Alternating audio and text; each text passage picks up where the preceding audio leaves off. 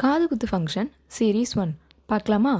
பாப்பாவுக்கு தோடு எடுக்கிறதுக்காக ஃபேமிலியாக மங்களன் மங்கள் போயிருந்தோம். போன இடத்துல ஃபர்ஸ்ட் பெரிய பெரிய ஜிம்காஸ்லாம் பார்த்தோம்.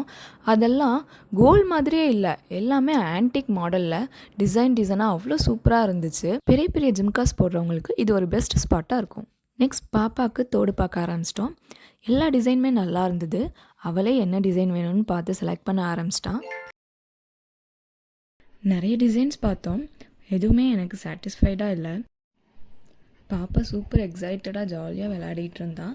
அப்புறம் கடைசியாக நாங்கள் 2 டிசைன் செலக்ட் பண்ணி வச்சுருந்தோம். 2 தோடையுமே பாப்பாவுக்கு வச்சு பார்த்தோம். எனக்கு லெஃப்ட் சைடு உள்ள தோடு தான் ரொம்ப பிடிச்சிருந்தது. யூனிக் டிசைனாக நல்லா ஜிமிக்கி மாடலில் இருந்தது. ஸோ எனக்கு இந்த டிசைன் ரொம்ப பிடிச்சிருந்து. ஸோ இதுவே நாங்கள் எடுத்துகிட்டு பில் போடுறதுக்காக வெயிட் பண்ணிகிட்டு இருந்தோம். பாப்பா ஒரு இடத்துல நிற்காமல் அங்கே எங்கேயும் அலைஞ்சிட்டே இருந்தா. ஸோ பில் போடுறதுக்காக கடைசியாக பில் போடுற இடத்துக்கு வந்தாச்சு. ஸோ லைனில் வெயிட் பண்ணி பில்லாம் செக் பண்ணிகிட்டு இருந்தாங்க. ஜிமிக்கியோட வெயிட் எவ்வளோ இருக்குன்னு பார்த்தாங்க. ஜிமிக்கி 4 கிராம் இருந்தது. ஸோ வெயிட் பார்த்துட்டு தோடு குவாலிட்டி எப்படி இருக்குன்னு செக் பண்ணி பார்த்துட்டு தோடு பாக்ஸில் வச்சு பேக் பண்ணி கொடுத்தாங்க. நாங்களும் வாங்கிட்டு அங்கேருந்து கிளம்பிட்டோம். பாய்.